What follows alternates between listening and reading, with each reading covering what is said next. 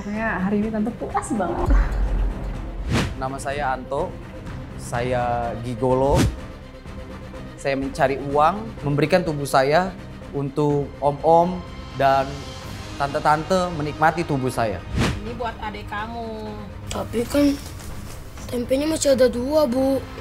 Kamu makannya pakai kecap aja. Kamu kalau dibilangin ngeyel ya. Kalau di rumah saya masih dipukuli, diintimidasi dari teman-teman di jalanan, saya merasa lebih bisa diterima.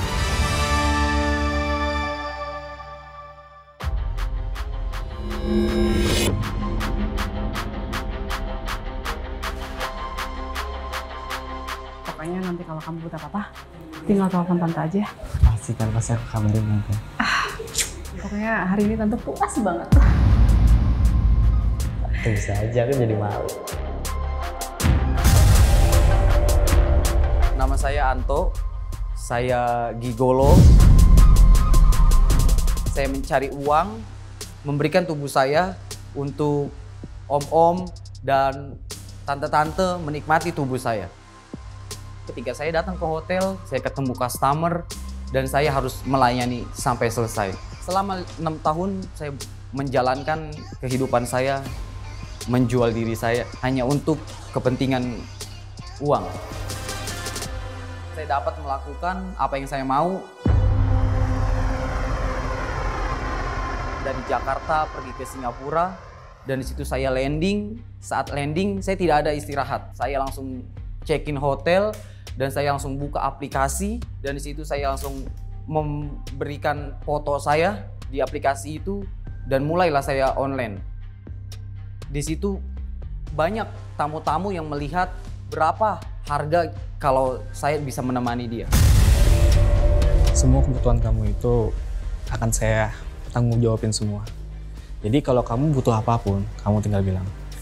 Yang penting kita hidup bersama.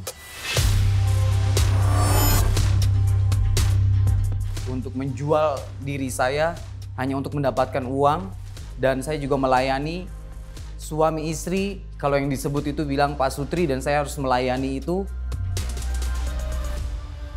sampai saya menyelesaikan, barulah suaminya melakukan hubungan yang sama seperti istrinya.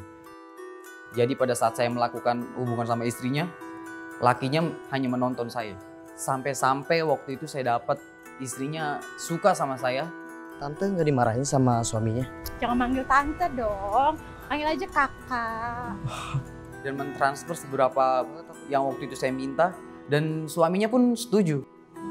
Woi, hati-hati. Motor baru itu. Sini dulu, Mem. Iya, ada apa Pak? Maaf. Kamu itu anaknya Pak Hartono yang sudah bangkrut itu kan? Iya benar Pak. Ah, kamu itu. Kamu gak usah pusing. Terima aja nasibmu itu. Udah makan belum? Udah Pak. Yang benar. Udah Pak. Kebetulan saya lagi kerja kan Pak. Kalau belum makan, lu pesen makan. Jangan kayak orang susah, ya. Orang tua usahanya lagi bangkrut. Ada beberapa keluarga dan lingkungan yang mengejas keluarga saya. Di situ mungkin saya punya kebencian terhadap orang-orang yang menghina keluarga saya pada saat keluarga saya sedang ada di bawah dalam kebangkrutan. Di situ saya memiliki kebencian yang luar biasa. Dari kebencian itu akhirnya saya memutuskan apapun yang saya lakukan yang penting saya bisa mendapatkan uang dan saya dapat mengangkat derajat kembali keluarga saya. Woi, apa kabar lo? Baik, cuma gini aja kerja gue. Kok muka lu kelihatan kusut gitu sih? Ya mau gimana? Sedangkan gue kerja begini. Gue ada kerjaan nih, gajinya gede. Mau nggak? Kerja apa?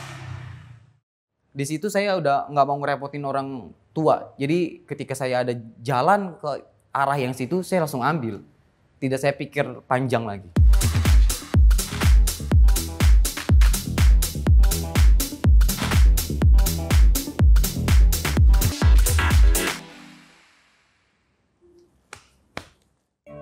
Susuk itu akan membuat pelanggan kamu bertambah banyak. Berjalannya waktu, semakin saya tidak bisa melepas dunia yang gelap ini, Akhirnya saya pergi ke orang pinter. Semoga susuk yang Mbah berikan akan membawakan kejayaan buat saya. Kurang lebih itu ada 20 lebih. Di sekitar bagian muka dan terakhir di bagian pundak. Dan di situ setiap saya dapat tamu yang baik. Yang membayar saya dengan harga yang baik. Dan penghasilan saya juga cukup baik dari teman-teman saya. Kita sudah menjual tubuh kita untuk orang. Dan kita sudah menjadi cowok bayaran. Seperti gigolo, ya itu pasti teman makan teman.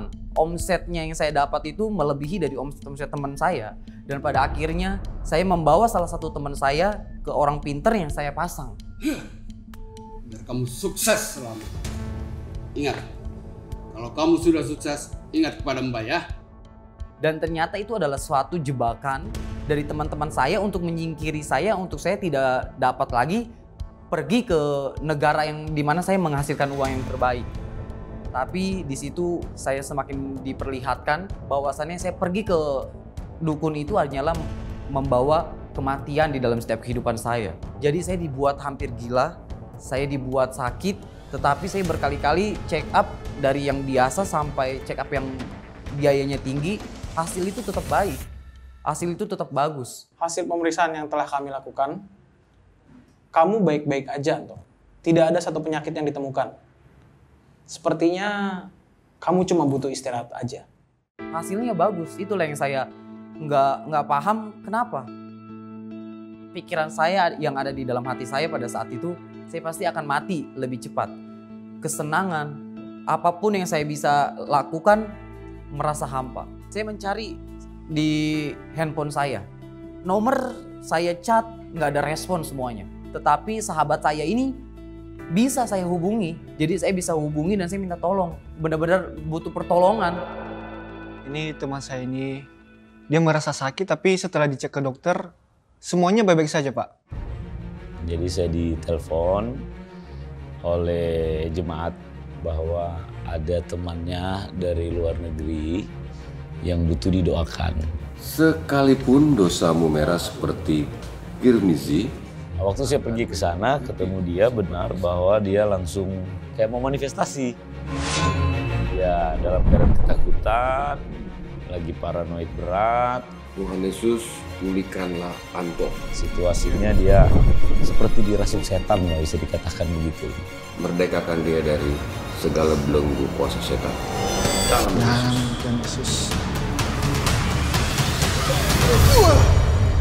Sampai dia punya jimatnya juga dibakar. Setelah itu saya doakan dia boleh terlepas, iblis boleh keluar dari dalam tubuhnya. Atau roh yang mengikat itu. Ya roh kenajisan, roh jahat juga karena dia punya ilmu. Dan ya dia belum percaya Tuhan waktu itu. Tapi ketika didoakan dalam nama Tuhan Yesus, dia mengalami kelepasan. Saya langsung tersungkur dan saya cuma bisa bilang, Yesus tolong saya. Hamba Tuhan ini selama 3 jam lebih, dia berusaha, dia berjuang sama saya. Sulit sekali, karena kan mungkin saya terlalu memberikan hidup saya sama dukun waktu itu. Hidup saya sudah dikunci, saya sudah mau diambil sama iblis itu. Dan ada satu ayat, sekalipun dosa saya benar-benar berlimpah, merah yang tidak pernah dapat dihapus, tetapi ada satu pribadi yang dapat menghapus dosa itu menjadi putih seperti salju. Yesus yang menyelamatkan saya dari segala masalah saya. Waktu demi waktu saya merasa berubah. Saya harus meninggalkan pekerjaan ini karena saya sudah tahu pekerjaan ini tidak baik. Dan itu saya perjuangan sekali, sangat perjuangan. Semakin hari saya melihat dia imannya semakin kuat. Dia boleh menolak tawaran-tawaran itu dan saya lihat dia nggak mudah tersinggung lagi, nggak mudah sakit hati lagi, bahkan udah nggak boleh sakit hati. Itu yang sering saya ajarkan kepada dia. Cuma darah Yesus yang sanggup memberikan saya kehidupan. Hanya darah Yesus juga yang sanggup menghapus dosa-dosa saya yang di masa lalu saya.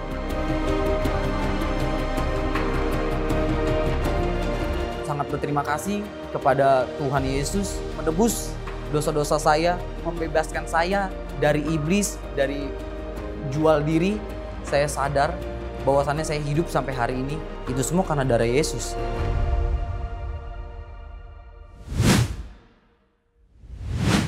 Kepandaian, prestasi, status, penampilan, sumber daya keuangan.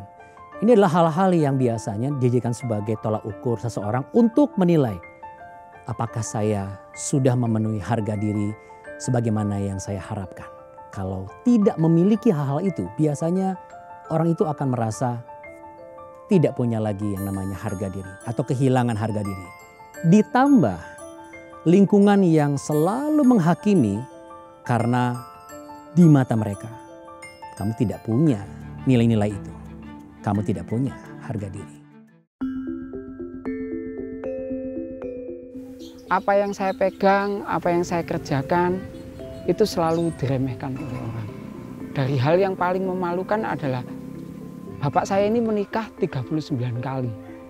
Dan ibuku nomor 38, Mas. Ya mungkin bisa dibayangkan sendiri. Kalau orang nikah sampai 39 kali, bagaimana perlakuan kepada keluarganya? Apakah secara ekonomi juga cukup? Waktu itu tinggal serumah sama yang nomor 37, sama ibu tiri saya. Ini buat adik kamu. Tapi kan tempenya masih ada 2, Bu. Kamu makannya pakai kecap aja. Tapi kan aku lapar, Bu. Adekmu kan masih banyak butuh gizi. Kamu kalau dibilangin ngeyel ya. Bapak keras sekali. Kalau di rumah saya masih dipukuli, diintimidasi. Waktu itu saya berpikir mendingan saya kabur aja. Gitu. Dari teman-teman di jalanan, saya merasa lebih bisa diterima. Pokoknya keluarga saya sudah tidak ada di pikiran saya. Uang saya banyak, saya jadi punya rasa percaya diri yang tinggi. Pasar lama, pasar lama. Hingga satu saat saya bertemu dengan seorang perempuan. Apapun saya berikan kepada dia. Di, saya tabunganku wis cukup. Kamu mau kan nikah sama aku? Namun berjalannya waktu, orang tuanya tahu dan orang tuanya menentang keras kalau dia berhubungan dengan saya. Perempuan ini akhirnya meninggalkan saya dan menikah dengan orang lain. Sudah habis harapan saya. Saya pikir harapan saya satu-satunya ada di perempuan itu.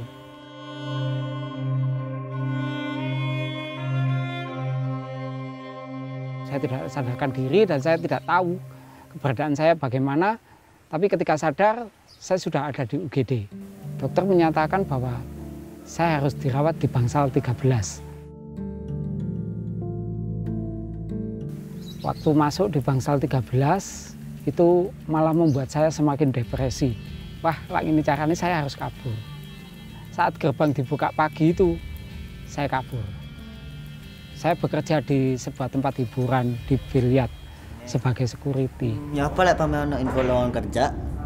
Mau nggak aku kabari? Setelah saya pikirkan, saya memilih untuk bekerja di tempatnya dia.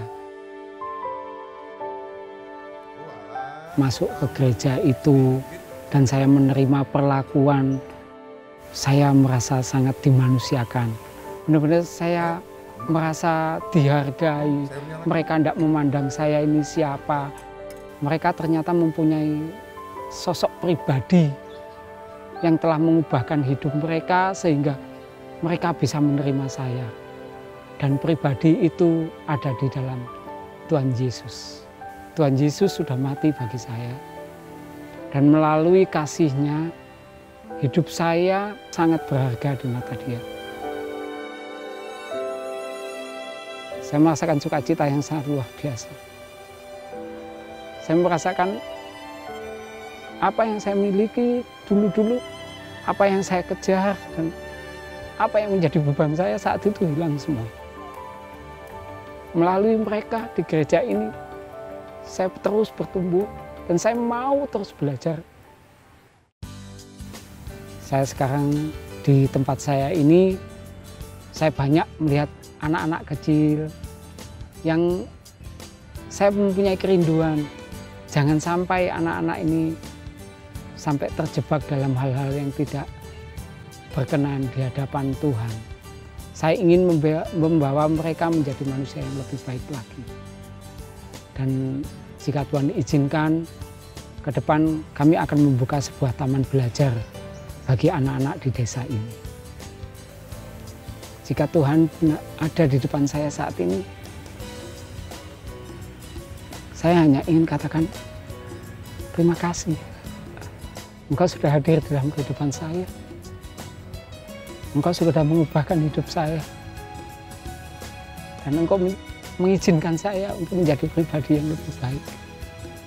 Terima kasih untuk penerimaan. Wah, terima kasih. Saudara pernah nggak seperti saya?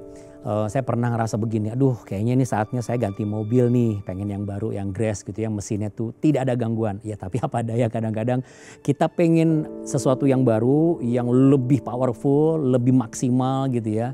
Tapi nggak cukup uangnya, harganya mahal. Ya udah kita bawa ke bengkel, lalu ganti ajalah parsial mana yang rusak. Pas mau ganti yang original ternyata mahal juga. Ya sudah kita ngomong sama montirnya. Ya udahlah diakalin aja, yang penting bisa jalan mobilnya. Tapi sampai berapa lama? Ya paling cuman nggak nyampe 1 tahun 2 tahun, rusaknya nggak cuma 1, merembet kemana-mana. Akhirnya biayanya lebih besar. Ya memang dalam hidup ini ada harga yang harus dibayar, betul nggak? Kita nggak boleh lupa, ada harga yang harus dibayar. Saya percaya saudara, memang tidak mudah untuk kita memulihkan keadaan kita seperti semula. Karena kita sudah dewasa, kita makin tua, kita nggak mungkin lagi balik ke rahim ibu kita. Tetapi ada satu harapan, jikalau mungkin saat ini Anda merasa yang penting kerjalah, yang penting ada pemasukan, yang penting saya bisa makan. Tapi kita mematikan nurani kita sendiri. Kita tahu betul yang kita lakukan itu sebenarnya, saya tidak mau melakukan ini. Nggak tega sebenarnya. Tapi ya apa mau dikata, yang penting kenyang dululah. Atau ya udahlah yang penting saya hidup, mau orang tua saya begini, mau orang bilang saya begini, saya nggak pikirin. Yang penting saya bisa memperlihatkan sesuatu. Harga diri sebenarnya bukan bicara mengenai apa yang dilihat orang atau yang kita lihat di dalam diri kita ketika kita berkaca dan bercermin. Tetapi harga diri sebenarnya adalah pertanyaan yang paling penting. Apakah kita sadar bahwa harga manusia sudah dibayar lunas oleh satu pribadi di kayu salib. Jadi ketika ia ditolak oleh orang-orang di sekitarnya, pribadi ini mengatakan, engkau berharga di mataku dan mulia, dan aku mengasihi engkau. Kalau Anda bertanya, siapa itu? Tuhan. Jangan lupa saudara, kita ini hidup bukan dibuat dari sejarah masa lalu. Kita ini buatan Allah, diciptakan segambar dan serupa dengan Allah. Penderitaannya dia sudah pernah merasakan kalau Anda menderita. Kesulitannya dia pun juga mengalami. Ketidakadilannya dia pun juga mengalami. Yang membedakan adalah ia sempurna. Tapi ia mau mati. Ia mau berkorban. Supaya saudara dan saya tidak perlu mengorbankan sesuatu yang seharusnya bisa kita kerjakan. Kalau Anda bertanya, saya sudah tahu ayat firman Tuhan itu. Dan pekerjaan saya sesuatu yang baik buat orang-orang. Tetapi coba deh, mohon izin nih maaf. Introspeksi ke diri sendiri lagi. Jangan-jangan kita memanipulasi apa yang kita kerjakan dalam konteks untuk kebaikan, tetapi kita mendandani sesuatu supaya kita kelihatan hebat, kaya. Kan diberkati harus kaya. Kan kalau dipilih Tuhan harus kelihatan necis begitu ya. Tanpa kita sadari, kita meletakkan harga diri kita dengan cara kita sendiri. Kebenaran yang sejati sebenarnya adalah karena kita ini buatan Allah. Saya ulangi, karena kita ini buatan Allah, diciptakan di dalam Kristus Yesus untuk melakukan pekerjaan baik yang sudah Allah siapkan sebelumnya. Ia mau, Allah mau, kita hidup di dalamnya.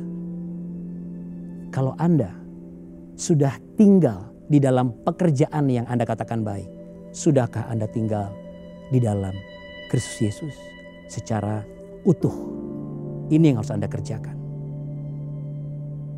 Datang kepada Yesus Kristus. Ini yang harus Anda kerjakan saat ini. Membuka hati. Menerima kebenaran dan kenyataan bahwa hidupmu berharga. Saya mau mengajak Anda untuk meletakkan tangan di dada. Tuhan masih memberikan kesempatan Anda untuk hidup dan memperbaiki segala sesuatu. Ini kesempatan Anda, saudara. Mari kita berdoa.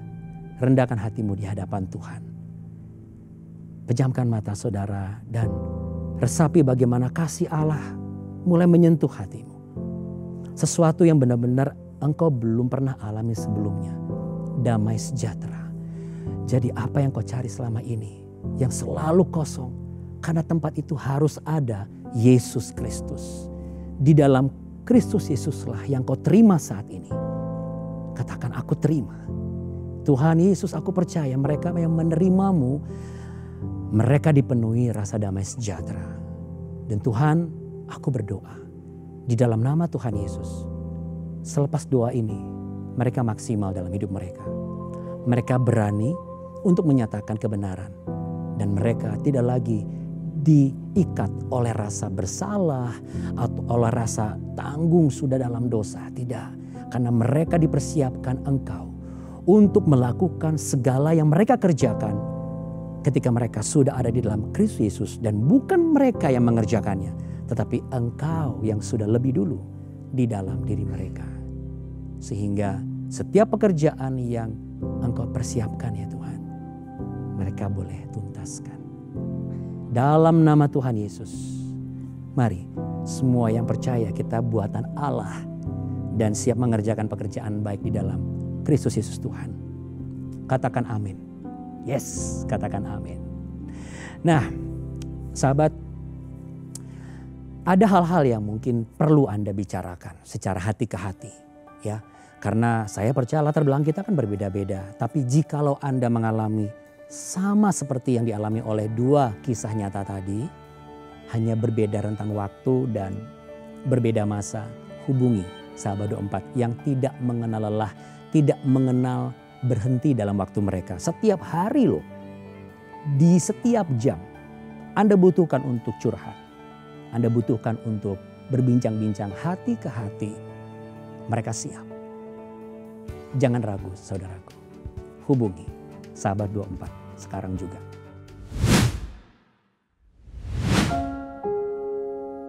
Sebelum saya masuk di School of Life, saya keluar masuknya namanya rumah sakit. Makanya sampai waktu Sister Marcelina mengajak saya untuk masuk di School of Life, saya merasakan bimbang dan ragu.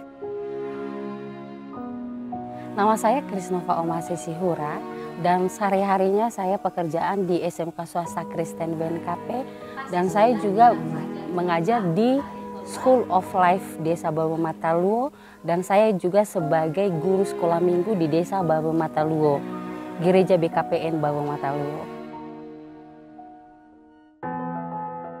Desa Baba Mataluo ini adalah desa kampung di mana saya lahir di sini. Banyak anak-anak di sekitar Desa Baba Mataluo yang masih menjauh sama Tuhan dan terlantar kepada keluarga mereka.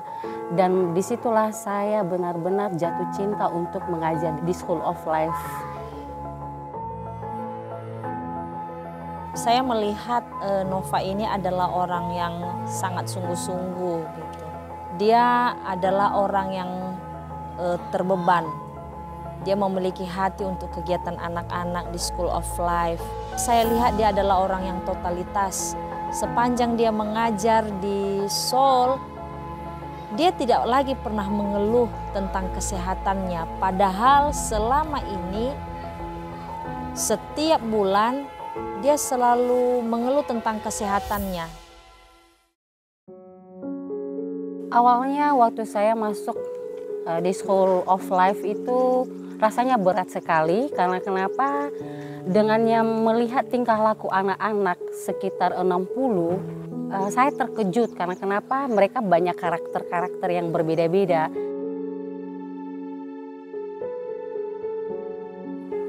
Di saat saya sudah punya penyakit jantung lemah, tidak bisa mendengar suara yang besar-besar, yang keras, disitulah saya putus asa, Tuhan, apakah saya sanggup untuk menjalaninya?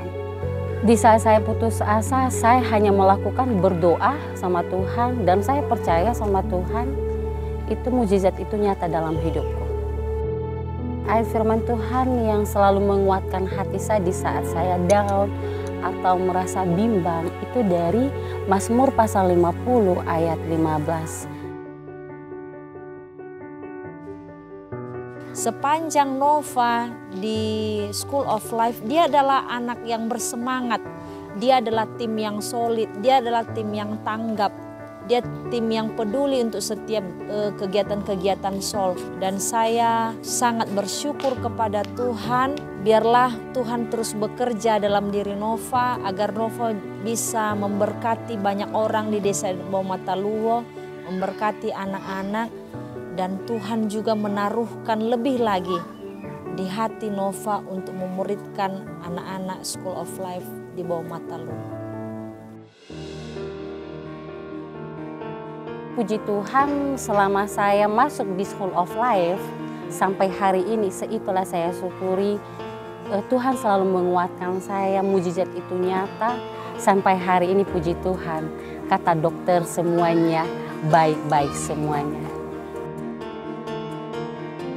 Dan harapan saya anak-anak School of Life mereka semakin hari semakin jatuh cinta, makin dekat kepada Tuhan. Dengannya adanya School of Life ini, saya banyak sekali pengalaman-pengalaman yang saya rasakan, banyak sekali yang saya dapatkan. Terima kasih kepada CBN yang selalu mendukung kami, pembelajaran kami. Terima kasih banyak. Ya, seperti ayat firman Tuhan tadi bahwa kita dipersiapkan Allah untuk melakukan pekerjaan baik. Nah, saya percaya ada hal yang bisa saudara kerjakan yang telah dipersiapkan oleh Tuhan. Apa tandanya? Berkat yang kita terima. Dan itu untuk apa? Memuridkan generasi-generasi berikutnya. Caranya mudah sekali, Anda tinggal scan QR code dan bubuhkan kode 009. Apapun yang kita lakukan dan kita kerjakan hari-hari ini, sekalipun hanya mendonasikan dengan cara scan QR code tadi, percayalah, itu semua adalah rencana Tuhan. Bukankah kita akan bersukacita kalau kita bisa melihat generasi masa depan adalah generasi yang berhasil kita muridkan. Mereka berhasil menaklukkan setiap tantangan ini. Jangan ragu ya saudaraku. Scan QR code dan bubuhkan 009 berapapun donasi Anda. Contohnya 100,009 ya 100.000 atau 100,000,009 ya berapapun digit yang Anda akan berikan sebagai berkat untuk pemuridan itu. Dan ada beberapa hal lain lagi. Pekerjaan yang juga baik ya seperti kami mempersiapkan www.jawaban.com. Nah, Anda sudah masuk ke sana, kalau belum coba. Lalu kemudian Anda bisa follow Instagram dan Facebook kami. Kami punya portal sosial media yang cukup lengkap hari-hari ini. Dan Anda tidak akan ketinggalan informasi. Dan mungkin saja dari apa yang Anda lihat, Anda dengar, itulah cara Tuhan mempersiapkan Anda untuk mengalami kemaksimalan dalam hidup ini. Karena Anda layak untuk menerima janji Tuhan yang indah pada waktunya. Terima kasih sudah bersama-sama dengan kami. Dan terima kasih untuk sepakat dengan kami. Apa kesepakatannya? Di dalam Tuhan pasti ada solusi. Betul kan? Tuhan memberkati.